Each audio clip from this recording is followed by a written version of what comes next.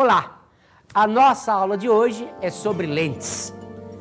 Quando se pensa em lente, lembre-se, o que nós temos aqui são dois diótros, sendo, no mínimo, um deles curvo. Observe, não podem ser paralelos. Você tem dois tipos básicos de lentes.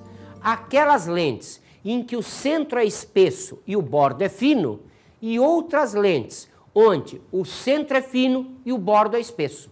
Vamos ouvir uma entrevista a respeito de um assunto vinculado a isso? Uma entrevista sobre prismas. Os prismas eles são feitos geralmente de vidro ou acrílico. O importante no prisma não é o tamanho, e sim a forma no triângulo equilátero dele, ou seja, ter os lados iguais. A luz branca incidindo nessa face vai sofrer uma refração, transladando pelo interior do prisma e saindo nessa outra face, uma nova refração. Nessa segunda face é que vai ocorrer a difração da luz, ou seja, a decomposição nas 7 cores. Por que 7 cores? São as 7 cores do arco-íris, desde aquela que você vê, o vermelho até o violeta. O arco-íris ocorre por quê? Em dias que está para chover ou recém-choveu, a luz branca do sol incide sobre as gotículas que estão na nuvem, suspensão na nuvem. Lá dentro sofre uma refração, no fundo da gota vai ter um reflexo, ela vai refletir e voltar para a própria gota. Quando ela está voltando a segunda vez, vai ocorrer uma nova refração que vai dar as cores do arco-íris, desde o vermelho até o violeta. Por que desde o vermelho até o violeta? O vermelho tem uma alta frequência, ou seja, uma baixa velocidade, vai refratar menos. E o violeta, ao contrário, tem uma alta velocidade e uma baixa frequência. Por isso que são os extremos do arco-íris. Vamos então observar a analogia que nós podemos fazer das lentes com os prismas. Observe, como nós dissemos para vocês, o primeiro tipo de lentes tem centro espesso e bordo fino. Observe, seria como se eu acoplasse dois prismas por suas bases. Olhem o formato aí. O segundo tipo, centro bem fininho e o bordo espesso, seria eu fazer uma associação de dois prismas pelos seus vértices. Então, olha lá, ó, o centro fica fininho e o bordo fica espesso. Observem que agora, se eu pensar em termos de trajeto de luz, observe o que vai acontecer nesse esquema. Eu tenho aqui um feixe divergente. Quando ele passa pelo prisma, ele sai assim. Perceberam? O feixe que era divergente foi transformado num feixe convergente. Então, nós chamamos a isso um sistema convergente. Observe que se eu pegasse o segundo tipo, eu teria um feixe aqui convergente. Outra vez, o trajeto do raio no prisma ia mostrar para nós que o feixe emergente é um feixe divergente. Então, nós chamamos a isso o sistema divergente. Perceberam? Então, a ideia básica, depois nós vamos ver umas novidades aí, mas a ideia básica é essa. Essa lente de centro fino e bordo espesso seria aquilo que nós chamaríamos de lente divergente. Cuidado, no final da aula você vai ter uma pequena surpresa. E aquela outra representa basicamente o sistema convergente. Então, vamos ver a representação das lentes. Como é que a gente representa?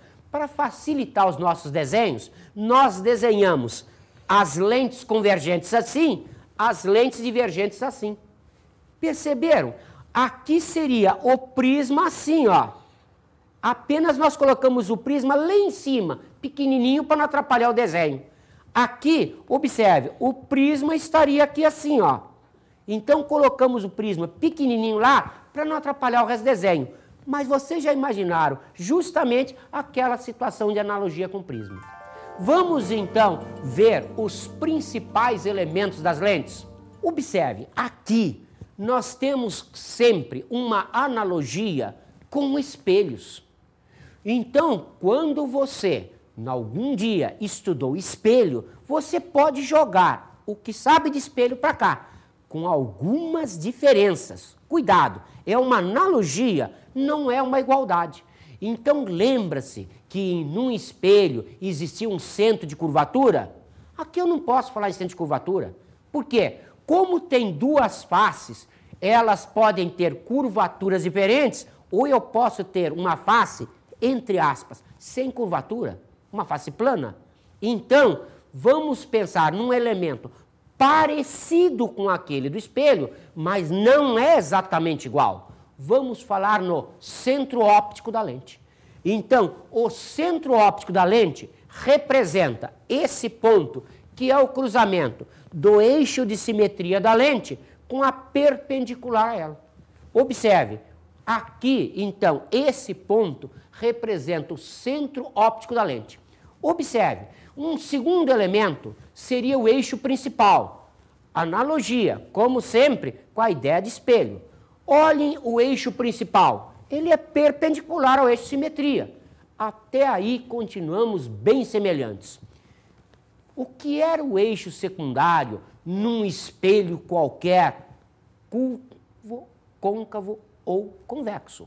O espelho curvo, côncavo ou convexo tinha um eixo secundário que era qualquer reta que passasse pelo centro de curvatura. O que é o eixo secundário aqui? O eixo secundário aqui vai representar qualquer reta que passe pelo centro óptico. Nós deixamos aqui no pontilhado o eixo principal para que você veja. Observe, aqui está o eixo secundário. Qualquer reta que passe pelo centro óptico da lente. Observe, focos principais e distância focal. Aqui vamos parar para pensar, porque o negócio começa a ficar perigoso. Enquanto que em espelho você só trabalha de um lado, isto é, o espelho tem uma frente e o fundos, aqui, para nós, existem os dois lados. Uma lente é igual de um lado ou de outro. Se você pegar com os óculos assim ou virar ao contrário, você não tem diferença nenhuma quanto à lente. Então a lente é igual de um lado e do outro. O que vai acontecer então? Enquanto que lá em espelho você tinha um foco principal, aqui você tem dois. Então observe, eu tenho um foco principal aqui, outro foco principal lá. Para evitar confusão, nós fazemos do lado onde entra a luz, um foco objeto. Do lado onde sai a luz, um foco imagem. Então, cuidado, o foco objeto representa o foco do lado onde entra a luz. O foco imagem representa a mesma situação do lado onde sai a luz. Lembre-se, a distância focal é sempre a distância do foco até o seu sistema óptico. Então, isto daqui é a distância focal. Observe, ela é igual daqui e de lá. Por quê? Porque esses pontos são pontos praticamente correspondentes.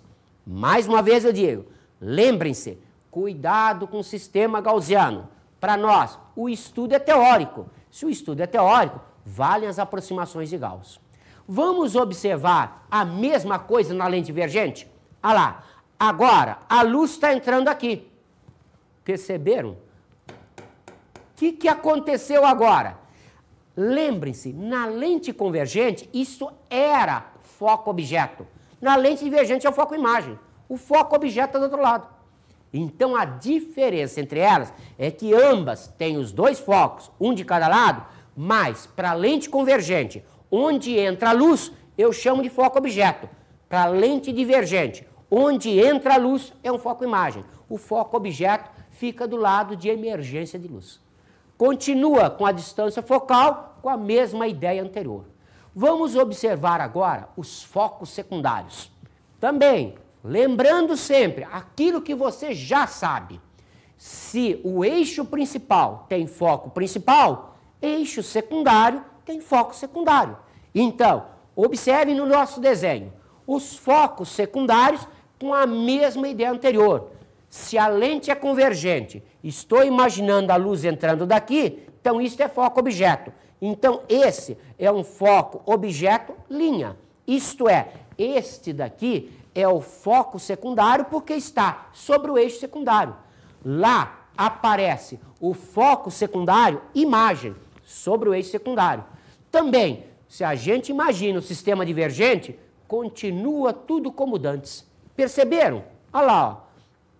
Aqui, como a luz está sendo considerada entrando daqui, do lado de cá eu tenho foco-imagem.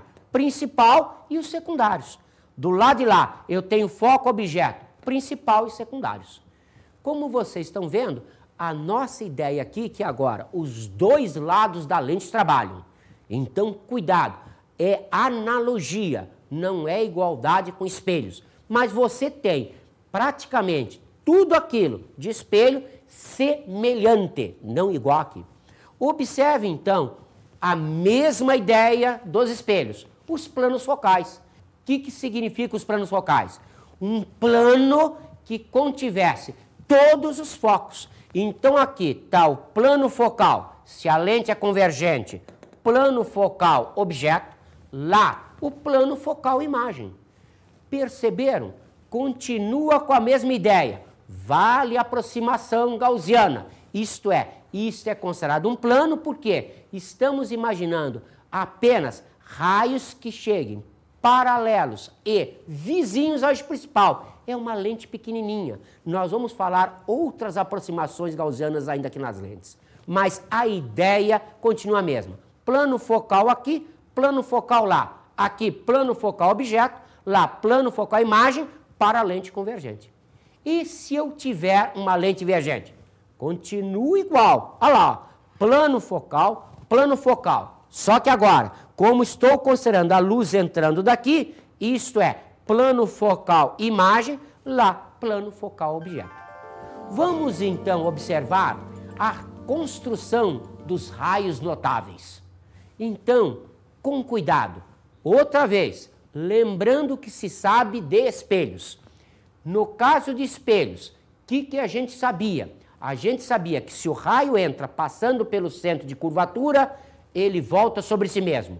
Aqui, a semelhança é com o centro óptico. Então, raio que passa pelo centro óptico não sofre nenhum desvio. Isto é, olha lá, ó. Perceberam? Ele passou pelo centro óptico, ele não muda de direção. Ele continua com a mesma direção primitiva. Vale para as lentes convergentes, vale para as lentes divergentes. A situação é exatamente a mesma. Vamos ao segundo raio notável. O raio paralelo ao eixo principal. Semelhança. Raio paralelo ao eixo principal, um espelho, sai passando pelo foco. Aqui, cuidado, são dois focos. Então, raio entrando, lente convergente, vai sair pelo foco imagem. O foco imagem está vinculado à feixe emergente.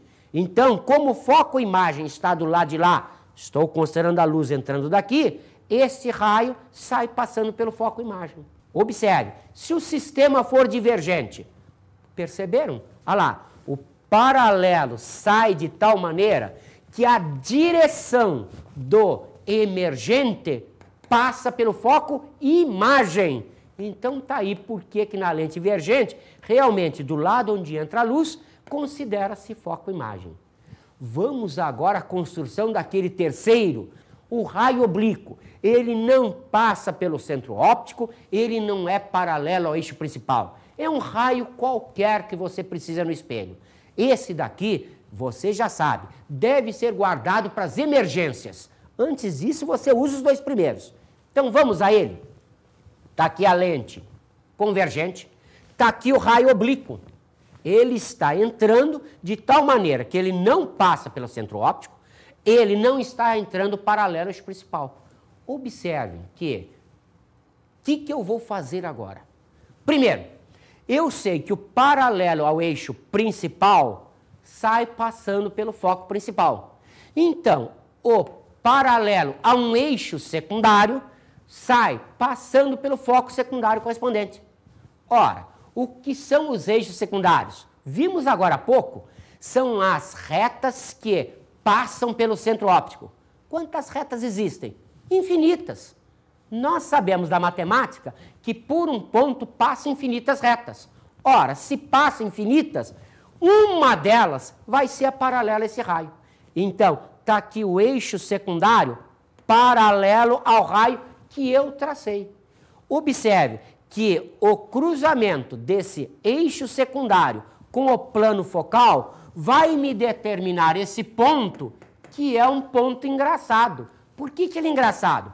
Porque o plano focal contém todos os focos do espelho. Como tal, ele também aqui contém todos os focos da lente.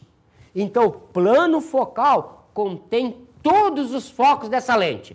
Ora, como esse eixo secundário tem um foco secundário, só pode estar aonde?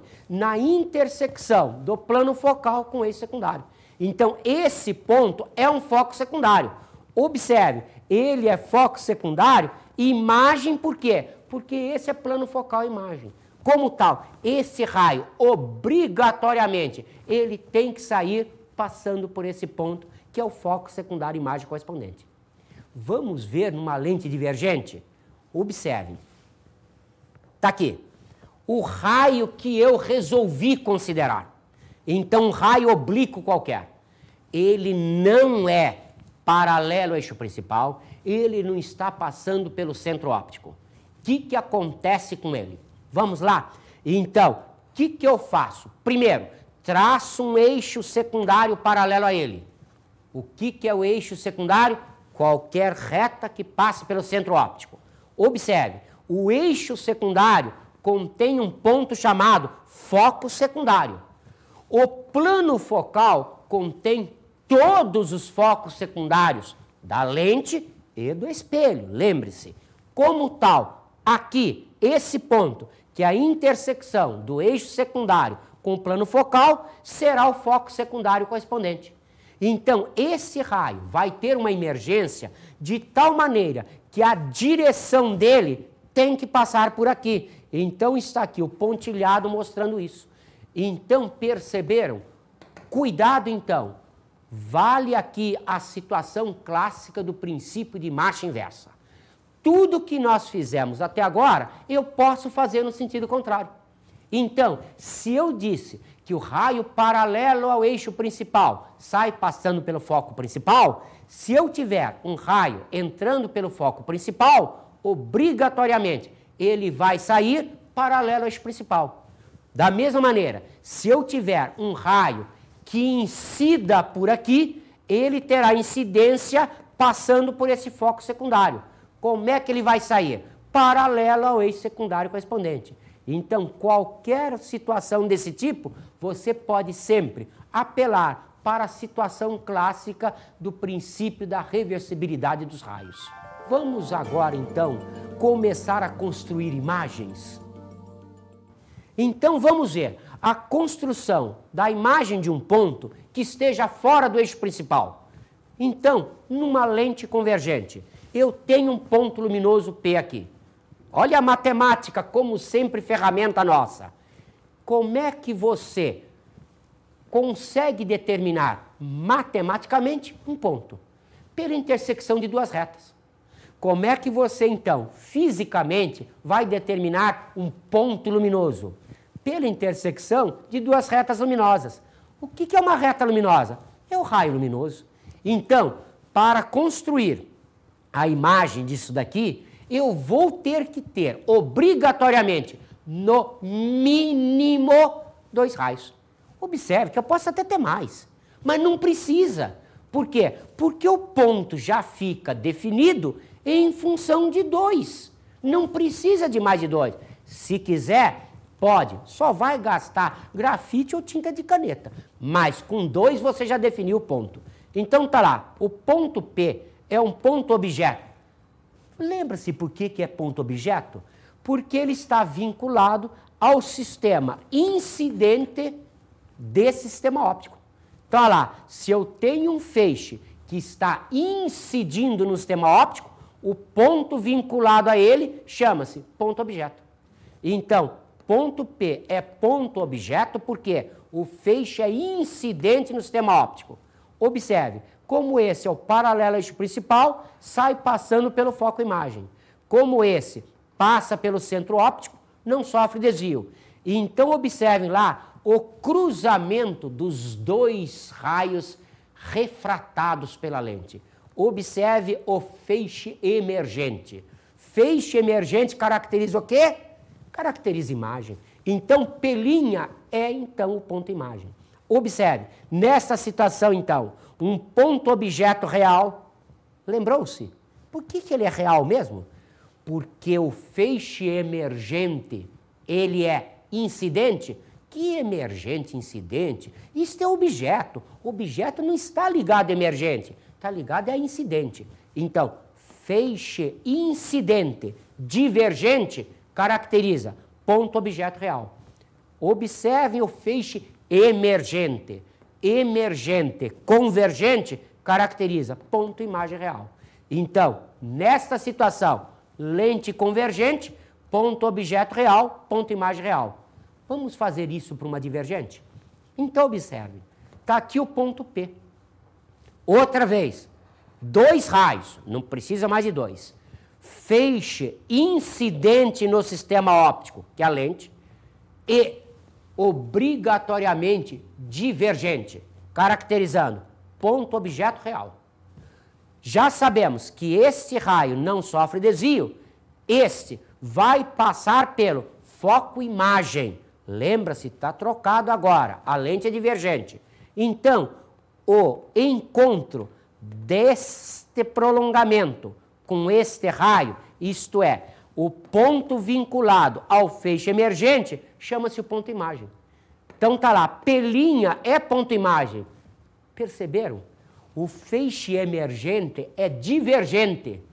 Lembranças, emergente e divergente caracteriza ponto imagem virtual. Então P' é o ponto imagem virtual. Vamos pegar uma situação agora em que o ponto está sobre o eixo principal? Então, pegando o ponto sobre o eixo principal, observem outra vez, na lente convergente. O ponto P está aqui. Primeiro raio, nós usamos sempre aqueles 3 raios notáveis. O primeiro deles, passando pelo centro óptico, não sofre desvio. Agora, eu não posso usar o paralelo ao eixo principal. Por quê? Porque ele coincide com esse. Então, o que eu faço? Eu vou apelar para aquele terceiro raio. Aquele terceiro é a minha emergência. Então, tá lá, criei aqui um raio qualquer. Observe, pode ser para cima, pode ser para baixo, do jeito que vocês quiserem. Então, criamos esse. O que fizemos? Eixo secundário paralelo a ele, determinamos foco secundário. Este raio, então, vai sair da lente, passando pelo foco secundário correspondente. Perceberam? Ponto P é objeto porque o feixe é incidente no sistema óptico. Ponto P' é imagem porque o feixe é emergente do sistema óptico.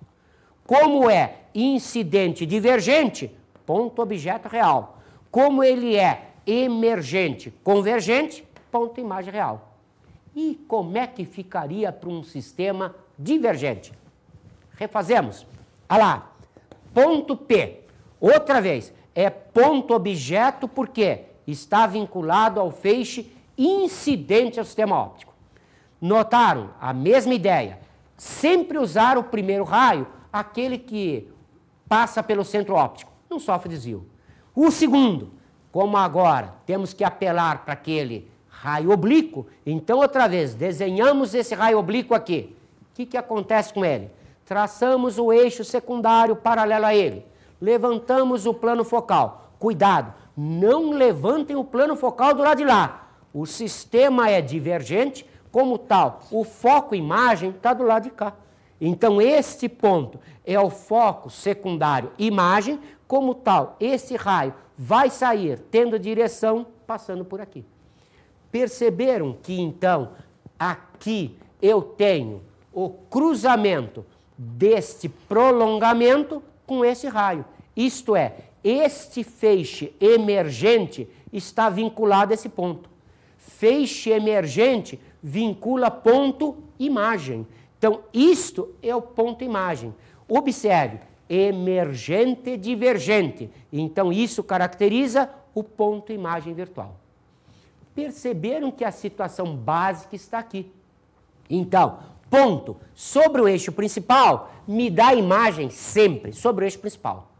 Ponto fora do eixo principal me dá a imagem fora do eixo principal. Então, o que aconteceria se esse ponto estivesse lá no infinito? Observe, conjugaria um feixe de raios paralelos, como tal, teria-se a imagem aqui no foco. Observe, é uma imagem real porque o feixe emergente é convergente. E se fosse uma lente divergente? Semelhante. Olha lá, eu teria aqui o feixe paralelo dando um ponto imagem virtual no foco. Vamos observar agora se eu tivesse um objeto extenso. Ora, se eu tiver um objeto extenso, o que eu tenho? Um conjunto de pontos objetos. Então, basta a gente fazer o ponto limite superior e o ponto limite inferior. Nem isso você precisa. Já viu? Por quê? Porque você já sabe que se o ponto estiver sobre o eixo principal, a imagem vai estar sobre o eixo principal. Se o ponto estiver fora do eixo principal, a imagem estará fora do eixo principal. Conclusão óbvia. Se a gente pensa numa situação desse tipo, eu não preciso fazer a imagem de A e de B. Como o objeto está perpendicular ao eixo principal, eu vou fazer só a imagem do ponto A. Porque a imagem de B vai estar sobre o eixo principal. Então, como ele está na perpendicular, a imagem vai estar na perpendicular. Então, fazemos isso. Olha lá, construímos a imagem do ponto A. Tradicionalmente, está lá a imagem A', então aqui aparece a imagem do ponto B' sobre o eixo principal, ou a imagem do objeto AB é a imagem A'B'. Observe, AB é objeto real, a linha B' é uma imagem real, é invertida em relação ao objeto e é uma imagem menor. Observe, numa lente divergente, o sistema é semelhante. Olha lá, o objeto AB dando aqui a imagem a linha B'. Cuidado, o AB é um objeto real, a linha B' é a imagem virtual, direita e menor. Lembram-se qual era o macete mesmo? Sempre que eu tiver um real, outro virtual, isso será obrigatoriamente imagem direita. Quando é que eu tenho imagem invertida? Imagem invertida aparece quando um é real, o outro também é real. Ou um é virtual, o outro também é virtual. Isto é, mesma natureza, imagem invertida. Naturezas distintas, a imagem será sempre direita. Observe, então, se eu pegar a lente convergente e aproximar, vamos colocar o objeto extenso entre o foco objeto e a lente. Então, observe, a situação clássica que nós chamamos de lupa ou microscópio simples. Olha lá, o foco objeto está aqui, o meu objeto está aqui. Eu estou com o olho do lado de cá. Então, o que eu vejo? Observe, eu vejo uma imagem virtual, direita e maior. Perceberam? Esse é real, aquele é virtual. Então, tem que ser direita. Se acontece um sistema desses em objeto virtual, vamos fazer objeto virtual? Então, a construção fica para o objeto virtual. Este raio iria até ele. Então, este feixe caracteriza aquele ponto. Feixe incidente caracteriza ponto objeto. Então, A é ponto objeto. Então, isso é o meu objeto virtual. Observe que a imagem que aparece é uma imagem real. Que mais? Como esse é virtual, esse é real, ela é direita. Observem que ela é também menor. Vamos, então, observar agora uma entrevista com um diretor de cinema. Bom, Orson Welles consegue um tipo de profundidade de campo dentro do filme Citizen Kane, utilizando, em princípio, o grande angular, que permite ter uma profundidade de campo muito, muito grande, e o outro ponto é o diafragma bem fechado, que esse diafragma bem fechado faz com que a profundidade de campo aumente ainda, né? Esta profundidade de campo que vocês podem notar nessa sequência na qual Charlie é tirado dos pais para ir com o Sr. Thatcher, esta sequência poderá notar que se vai usando algo que vai ser bem conhecido dentro do conceito de raccord cinematográfico, de montagem, que é o plano sequência, né? em princípio, se vai usar o teto por primeira vez as partes do cenário que corresponde ao teto aparece, antigamente não tinha aparecido, e fundamentalmente permite um tipo de interpretação que muda as tradicionais, apesar que já existia um pouco isso anteriormente, mas nunca no sentido de uma composição, como vai conseguir ele através dessa movimentação, seja da mãe chegando até a mesa, depois do pai com o Sr. Thatcher e por último da criança no meio. Toda essa composição, se não fosse por essa profundidade de campo, seria impossível. Não seria a única sequência. Toda a sequência, ou grande parte da sequência, é trabalhada com essa concepção, ou seja, predomina planos longos, isso que se chama de plano sequência, em detrimento dos grandes cortes ou cortes pequenos, e que isso, sem dúvida nenhuma, se lo devemos a Orson Welles. Vamos então ver as equações das lentes? Vamos pegar um caso clássico, um desenho daqueles nossos. Então observem, chamando-se P, distância do objeto ao sistema óptico, P', distância da imagem ao sistema óptico, O, tamanho linear do objeto, I, tamanho linear da imagem, F minúsculo, distância focal, nós vamos então agora construir as nossas equações. Observe, para as nossas equações valem as condições gaussianas. Isto é, vamos considerar que a lente é delgada e só trabalhamos com os raios vicinais do eixo principal. Fora daí, a gente começa a ter problema. Mas, para isso, a gente apela sempre para o estudo teórico. Valem condições gaussianas.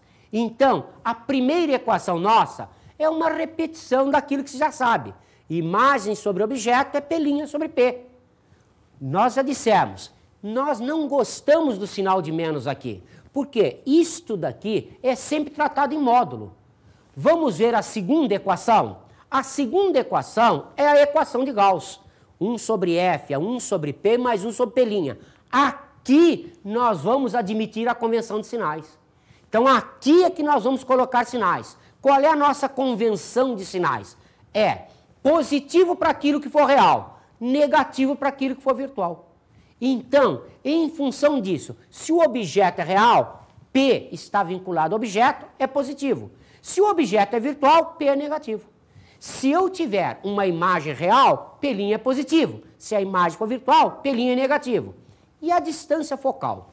Cuidado, a distância focal é considerada positiva se a lente é convergente. Ela é considerada negativa se a lente é divergente. Então, esta situação é que vai me dar sinais. Então, vamos usar sinais nessa equação de Gauss. Observe, então, que aqui nós temos a terceira equação, que é uma novidade para nós. Perceberam que agora eu botei o sinal aqui? Porque para amplificação eu dou uma convenção de sinais. A convenção de sinais para amplificação ela é positiva se a imagem é direita, ela é negativa se a imagem é invertida. Então aqui na amplificação, aí sim eu considero o sinal positivo ou negativo para P e P'. Observe que aqui agora, diferente de espelhos, nós começamos com algumas equações a mais. Então, a equação da vergência. Chamamos vergência ao inverso da distância focal.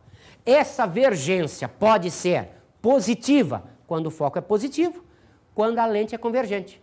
Pode ser negativa quando a lente é divergente. Então, a gente chama de convergência ou divergência. Muita gente fala correntemente, é convergente. E convergente para positivo ou negativo. Também funciona, mas o termo correto seria avergência. Observe que a unidade de divergência no SI será, então, 1 sobre distância focal em metro, unidade SI. Isto daqui chama-se dioptria. Agora está aí o que é aquilo que nos óculos a gente vê. Meu óculos tem 2 graus. Ele não tem 2 graus. Ele tem 2 dioptrias. Essas dioptrias são consideradas positivas para a lente convergente, negativas para a lente divergente. Observem que eu tenho aqui também o chamado teorema das vergências. O que diz o teorema das vergências? Diz que num sistema qualquer, a vergência total do sistema vale a soma das vergências das lentes. Vale sempre para lentes justapostas. Os principais modelos de lentes são biconvexa, plano-convexa, côncavo-convexa. Ou bicôncava, plano-côncava, convexo-côncava. Observe que para essas lentes nós vamos ver a equação de Rayleigh. Ela vai trabalhar nesta expressão. A vergência é 1 sobre F, N21 menos 1, 1 sobre R1 mais 1 sobre R2. N21 é a relação entre índice de refração interno e externo da lente. Cuidado agora, 1 sobre R1 e 1 sobre R2 são os raios das faces. Aqui, outra vez, tem convenção. A convenção é, se a face é convexa, o raio é positivo. Se a face é côncava, o raio é negativo. Então, essas convenções nossas são obrigatórias. Cuidado, admite-se na prática sempre que o raio R2 é maior que o raio R1. E com isso, vamos às nossas dicas de estudo.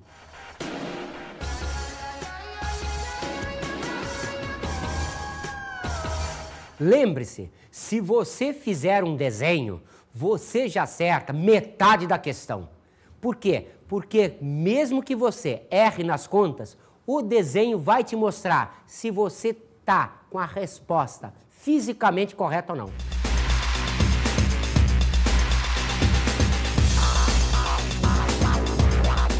Na aula de hoje, estudamos as lentes. Lembre-se, lentes, semelhança com espelhos, mas funciona dos dois lados. Então, sempre trabalhando com foco objeto, com foco imagem. Nos elementos, semelhança com espelho, não há muita dificuldade. Na construção de imagens, também é bastante semelhante a espelhos. Os casos de espelhos valem também para as lentes. Bons estudos!